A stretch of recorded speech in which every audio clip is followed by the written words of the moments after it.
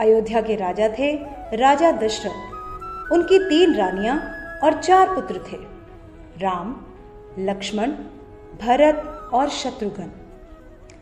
जब राजा दशरथ ने राम को राजा बनाने की घोषणा की तब सभी लोग बहुत खुश हुए, लेकिन रानी कैकेयी खुश नहीं थी। महाराज, क्या आपको याद है आपने मुझे 2 वचन दिए थे? आज उन वचनों को पूरा करने का समय आ गया है। मेरा पुत्र भरत राजा बने और राम 14 वर्ष के वनवास को जाए। राजा दशरथ की आज्ञा पाकर राम और लक्ष्मण सीता के साथ 14 वर्ष के वनवास के लिए चले गए। पंचवटी में सीता माता ने एक सुनहरे रंग के मृग को देखा।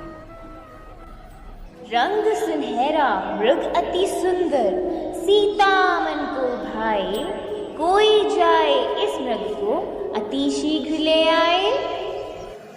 सीता माता की इस बात को सुनकर श्री राम मृग की खोज में जंगल की ओर निकल गए।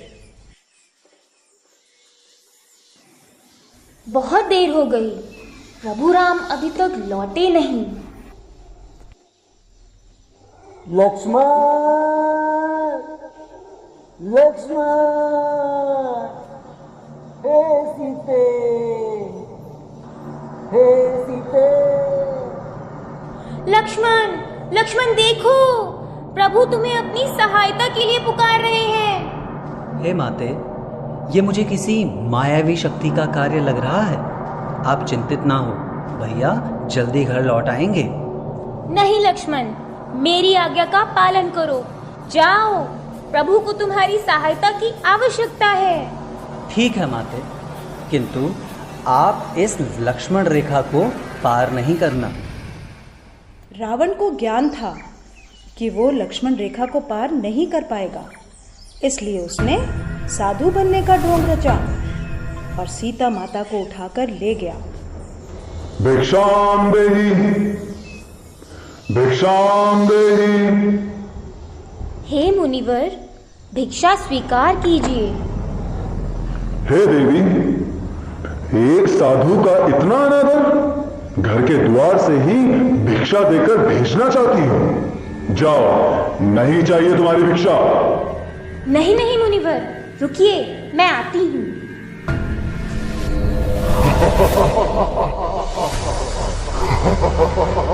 बचाओ, बचाओ, बचाओ, भैया लक्ष्मण, प्रभु राम, बचाओ, बचाओ, हे नाथ, मुझे बचाओ। यह धर्मी पापी रावण मुझे उठाकर ले जा रहा है, बचाओ। राम और लक्ष्मण सीता माता को कुटिया में ना पाकर बहुत चिंतित हुए और उनकी खोज में निकल गए। श्री राम, लक्ष्मण और हनुमान ने लंका पर चढ़ाई कर दी।